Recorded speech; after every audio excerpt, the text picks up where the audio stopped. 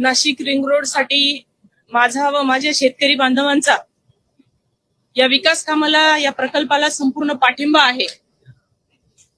परंतु माझ्या मतदारसंघातील जवळपास 22 गावांचे शेतकरी हे बाधित होत आहेत आणि शेतकऱ्यांच्या बाबतीमध्ये अगदी कवडीमोल भावाने जे काही रेट्स आहे ते डिक्लेअर झालेले आहे आणि म्हणून चांगला भाव ह्या माझ्या शेतकरी बांधवांच्या जमिनींना मिळाला पाहिजे.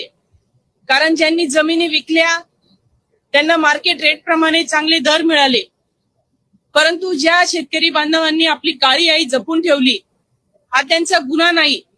आणि म्हणून शेतकरी बांधवांच्या रिंग रोड साठी जे काही जागा घ्यायच्या आहे त्यासाठी चांगला दर मिळावा, भाववाढ मिळावी, हीच माझी माननीय शासनाला, माननीय मुख्यमंत्री महोदय फडणवीस साहेब असतील, सुनेत्रा वहिनी असतील, एकनाथ शिंदे साहेब असतील, यांना विनंती आहे की लवकरात लवकर ही बैठक लावून योग्य तो मोबदला माझ्या शेतकरी बांधवांना मिळाला पाहिजे. आणि ज्या ज्या काही अडचणी या रिंग रोडच्या संदर्भात तांत्रिकदृष्ट्या शेतकऱ्यांच्या बाजूने कमकुवत आहेत, शेतकरी बांधवांना ताकद देण्यासाठी कृपया शासनाने याची दखल घ्यावी आणि अधिवेशन संपायच्या आत बैठक लावून या सर्व प्रश्नांची दखल शासनाने घ्यावी, एवढीच मी माननीय मुख्यमंत्री महोदयांना विनंती करत आहे.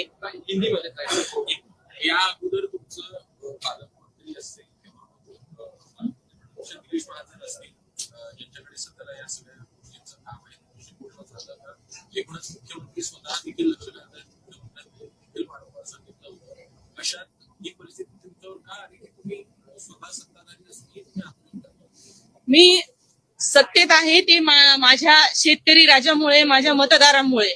त्याच्यामुळे आपण सत्ताधारी पक्षात आहोत किंवा विरोधी पक्षात आहोत हा बाजूला विषय आहे. आम्ही आमदार आहोत आणि जनतेच्या मतांवर निवडून आलेले आहोत.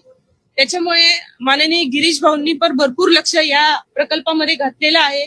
अनेक प्रश्न त्यांनी बैठका घेऊन किंवा कलेक्टर महोदयांशी, विभागीय आयुक्तांशी बैठका घेऊन सोडवण्याचा प्रयत्न केलेलाच आहे.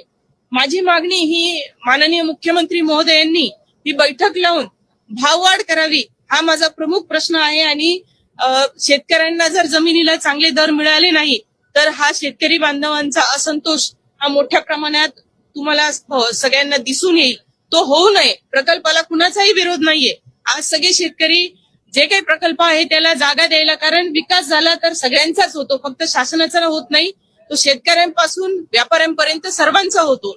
परंतु ते होत असताना शेवटी जमीन ही शेतकरी बांधवांची दिली जाणार आहे आणि शेतकरी बांधवांच्या जमिनीला योग्य मोबदला मिळावा हीच माझी प्रमुख मागणी आहे.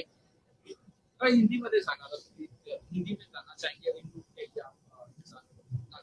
रिंग रोड के लिए कम से कम 25 गांव इस पूरे प्रोजेक्ट में बाधित हो रहे हैं. उसमें से 22 गांव जो है, वैसे तो सभी 25 हमारे ही है, नासिक के ही है, लेकिन 22 गांव जो है देवलाली मतदार संघ से जा रहे हैं.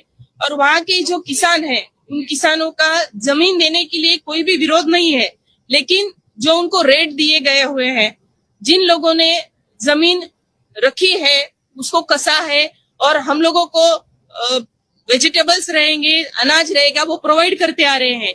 उन लोगों को अगर इस तरह से अन्याय होगा तो पब्लिक रिप्रेजेंटेटिव हम लोग ये कैसे देख सकते हैं. इसलिए आज सिर्फ और सिर्फ ये शासन का जो लक्ष्य है वो केंद्रित करने के लिए मैंने ये आंदोलन किया है.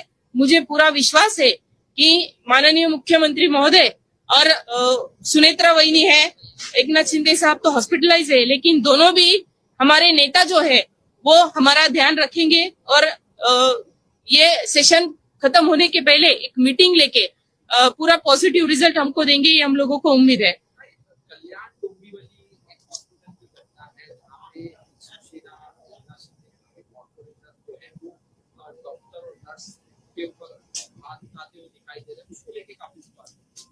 एक्चुअली बहुत गलत है. जो बात करके सुलझ सकती है वहां पे हाथ उठाने की जरूरत नहीं है, लेकिन वहां पे क्या सिचुएशन थी वो मुझे पता नहीं है. फिर भी किसी महिला पे किसी पुरुष ने हाथ उठाना ये बहुत ही गलत बात है. आपको अगर चाहिए तो आप सीएम साहब के पास आइए और शिवसेना के जो नेता है उप मुख्यमंत्री आदरणीय एकनाथ शिंदे साहब वो जो है वो मुख्यमंत्री थे तभी अजीत दादा, फडणवीस साहब और एकनाथ शिंदे साहब ये जब सत्ता में थे तब लाड़की बहन ये योजना आई थी। और महाराष्ट्र के लाड़की बहनों पे अगर हाथ उठाया जा रहा है तो ये गलत बात है, मैं इसका विरोध करती हूँ।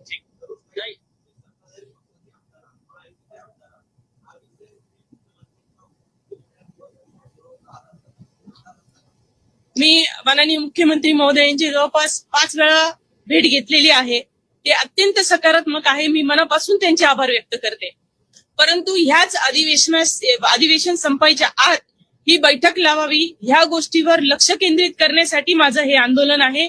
माझी माननीय मुख्यमंत्री महोदयांना विनंती आहे, सुनेत्रा वहिनींना विनंती आहे की मुख्यमंत्री महोदयांशी बोलून येत्या या आजचा बुधवार आहे, गुरुवार शुक्रवारी अधिवेशन संपणार आहे 10 तारखेला, या 3 दिवसातच कुठेतरी बैठक लावून हे प्रश्न सोडवावे एवढीच माझी विनंती आहे। आणि म्हणून लक्ष केंद्रित करण्यासाठी हा छोटासा प्रयत्न, माझ्या शेतकरी बांधवांच्या भावना पोहोचवण्याचा प्रयत्न हा माझ्याकडून आहे।